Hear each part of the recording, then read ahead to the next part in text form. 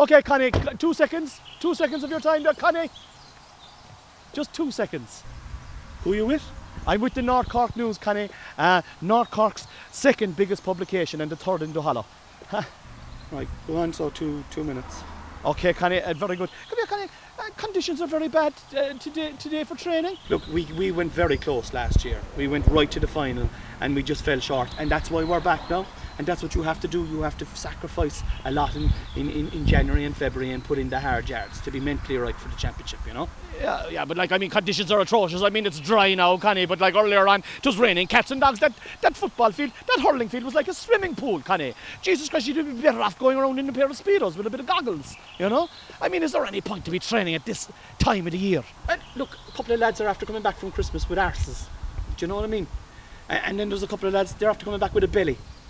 You know, and then there's one, Johnny Buckley is after coming back with an arse and a belly and a pair of titties, you know.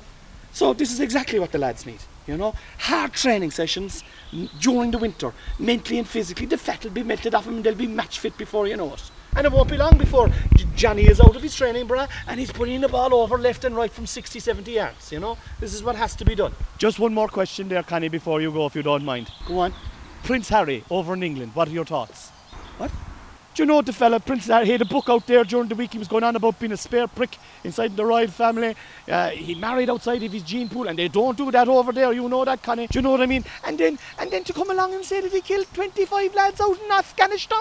I mean, come on now, in fairness, Connie, like, you know how hard it is to get fucking fine lads to tug out for a fucking local team, but to go away and kill 25 young lads from Afghanistan, I don't give a shit who they were with, ISIS or whatever, like, do you know what I mean? They're hurlers out there. They could be hurlers. Do you know, every man is a hurler deep down inside, Connie.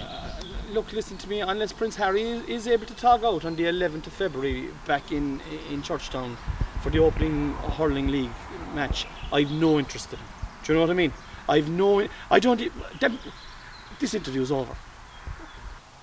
You heard it here first, ladies and gentlemen. Prince Harry is in line to tug out for Castlehooley Rovers on the 11th of February in a junior league hurling match against Churchtown Liscarroll. And I'll tell you one thing, lads, for nothing, the Queen is rolling in her spacious grave over in England. And I'll tell you one thing, there'll be a big crowd there no matter what. Back to you now, Caroline, in the studio.